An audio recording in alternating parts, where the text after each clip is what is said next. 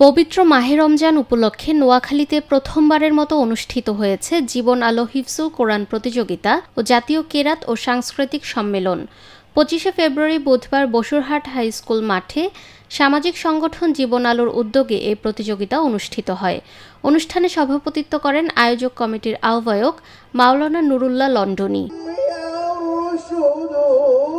প্রতিযোগিতায় প্রথম স্থান অর্জন করে 50,000 টাকা পুরস্কার পান সুবর্ণচর তামিরুল উম্মাহ মাদ্রাসার শিক্ষার্থী হাফেজ মোহাম্মদ ইউসুফ।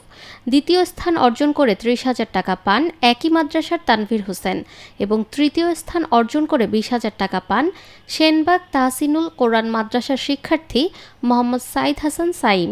এছাড়াও আরও 17 জন শিক্ষার্থী সান্ত্বনা পুরস্কার হিসেবে 3,000 টাকা করে পান।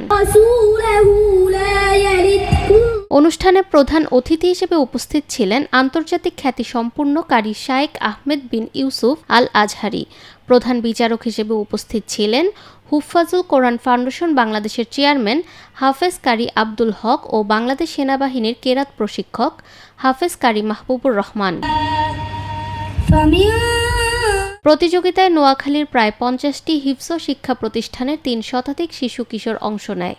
প্রাথমিক অডিশন শেষে 60 জন দ্বিতীয় ধাপে এবং সেখান থেকে 20 জন ফাইনালে অংশগ্রহণ করেন। অনুষ্ঠানের সাংস্কৃতিক পর্বে অংশ নেয় জাতীয় স্বর্ণপদকপ্রাপ্ত শিশু কিশোর শিল্পী গোষ্ঠী কলরব ও আহ্বান শিল্পী গোষ্ঠী। নিরপেক্ষ, সত্য প্রকাশে আপোষহীন।